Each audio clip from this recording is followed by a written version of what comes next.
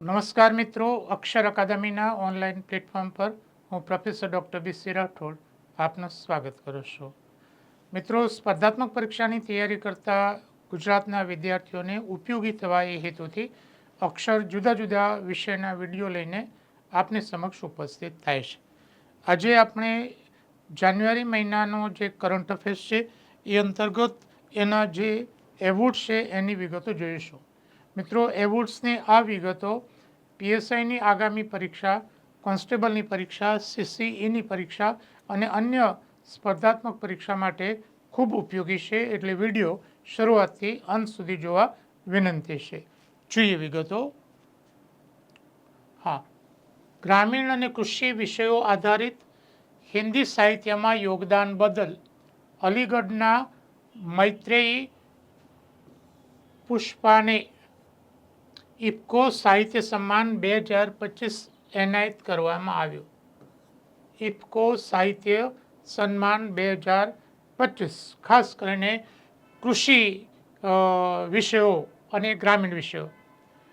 ઇફકો યુવા સાહિત્યકાર પુરસ્કાર 2025 અંકિતા જૈનને એમની કૃતિ છે ઓહરે કિસાન માટે આપવામાં આવ્યું. કૃતિ પણ તમે યાદ રાખો. સંગીત કલાનિધિ પુરસ્કાર 2025 માટે વાયોલિન વાદક આર કે શ્રીરામ કુમારની પસંદગી કરવામાં આવી.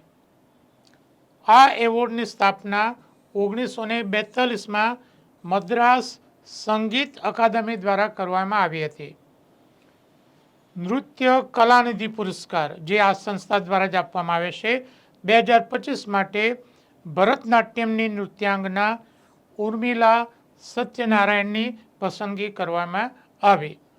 જોઈએ એના પછીનો મુદ્દો.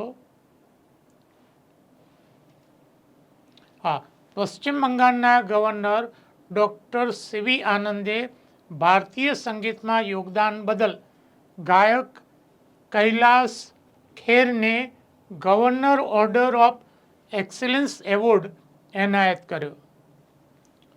વિશ્વનો સર્વોચ્ચ તકનીકી પુરસ્કાર એટલે કે ટેકનોલોજીનો IEEE મેડલ ઓફ ઓનર માટે એનવિડિયાના CEO જેન્સન હુઆંગની પસંદગી કરવામાં આવી.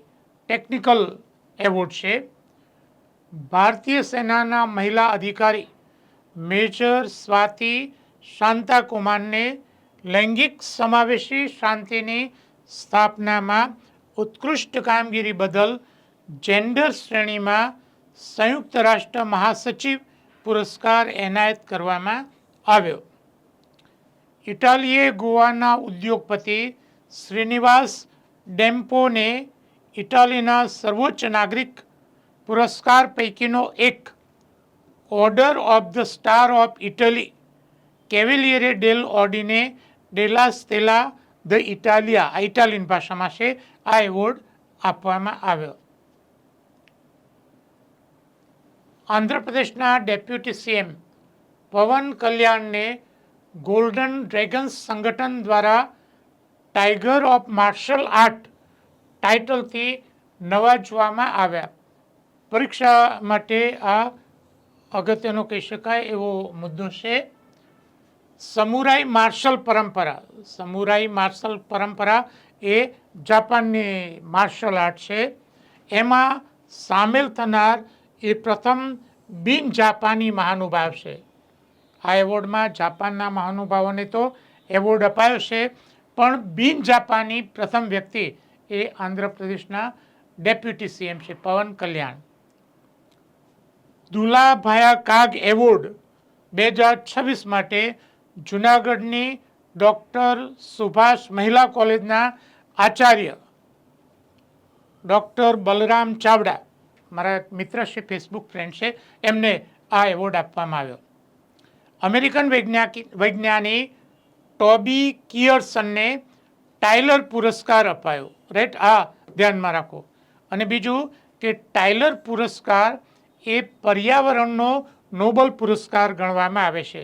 એટલે પરીક્ષા માટે આ અગત્યનું કહી શકાય. મુંબઈ મેરેથોન 2026માં ડૉક્ટર કાર્તિક કરકેરાને ઇન્ડિયન એલાઇટ મેન્સ ટાઇટલ એનાયત કરવામાં આવ્યો. રેલવે મંત્રાલયે રેલવે સુરક્ષા બળ આરપીએફના ઇન્સ્પેક્ટર ચંદના સિંહાને ભારતીય રેલવેનું સર્વોચ્ચ સેવા સન્માન અતિવિશિષ્ટ રેલ સેવા પુરસ્કાર એનાયત કર્યો. પરીક્ષામાં આ પણ અગત્યનું કહી શકાય. 28 જાન્યુઆરીથી 1 ફેબ્રુઆરી 2026 દરમિયાન યોજાયેલ 11મા અજંતા એલોરા આંતરરાષ્ટ્રીય ફિલ્મ મહોત્સવમાં દિગ્ગજ સંગીતકાર ઇલૈયા રાજાને પ્રતિષ્ઠિત પદ્મપાની પુરસ્કાર અપાયો. આ પણ પરીક્ષા માટે અગત્યનો એવોર્ડ કહી શકાય. Centre for development of telematics CDOTSને સેલ બ્રોડકાસ્ટ સોલ્યુશન માટે સ્કોચ એવોર્ડ 2025 એનાયત કરવામાં આવ્યો.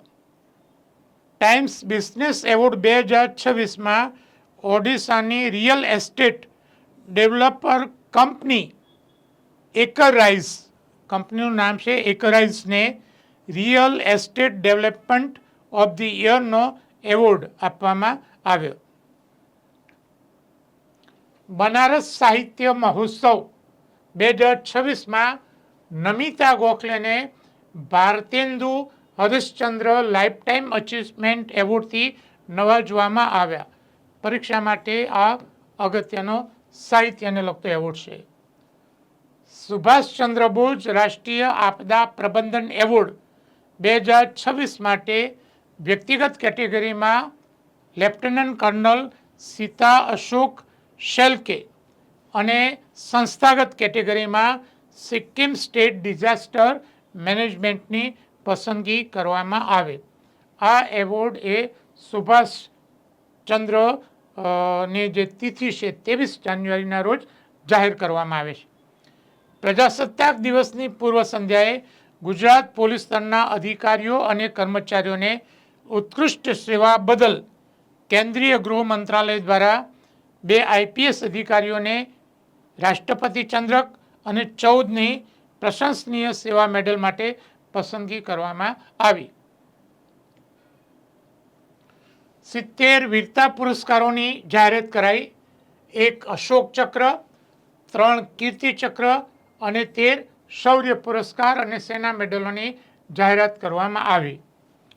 ભારતીય પરીક્ષા માટે અગત્યનું કહી શકાય. ભારતીય વાયુસેનાના flying pilot group captain Shubhanshu શુક્લાને અશોક ચક્ર, કર્નલ સોફિયા કુરેશીને વિશિષ્ટ સેવા મેડલ એનાયત કરવામાં આવ્યા. બંને એવોર્ડ મહત્વના છે. પદ્મ એવોર્ડમાં 5 પદ્મવિભૂષણ, 13 પદ્મભૂષણ અને 113 પદ્મશ્રી એવોર્ડ સહિત કુલ 131 પદ્મ એવોર્ડની જાહેરાત કરવામાં આવી. વિજેતાઓમાં 19 મહિલાઓ છે અને 6 વિદેશી NRI અને 16ને એવોર્ડ આપવામાં આવ્યા છે.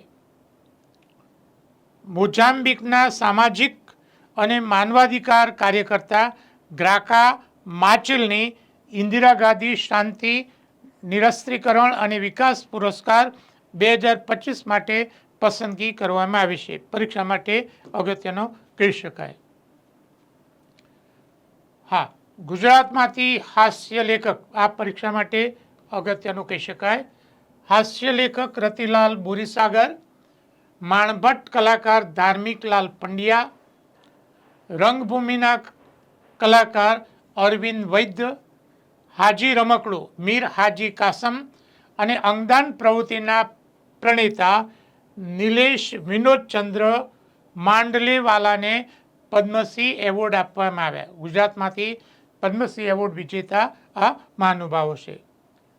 WHO પૂર્વ કર્મચારી ડૉક્ટર ચંદ્રકાંત લહેરિયાને પ્રતિષ્ઠિત વાયલી રિસર્ચ હીરોઝ પુરસ્કાર 2025 એનાયત કરવામાં આવ્યો.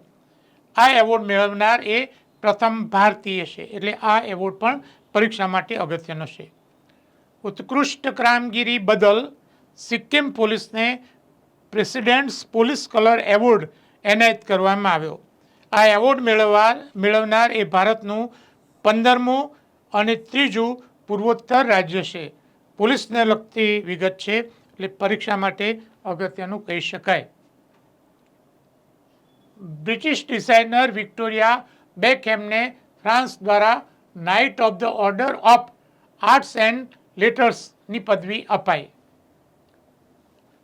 બોક્સર નિખત ઝરીન અને લવલીના બારગોને 2026 નેશનલ બોક્સિંગ ચેમ્પિયનશિપમાં વુમન કેટેગરીમાં ગોલ્ડ મેડલ જીત્યો.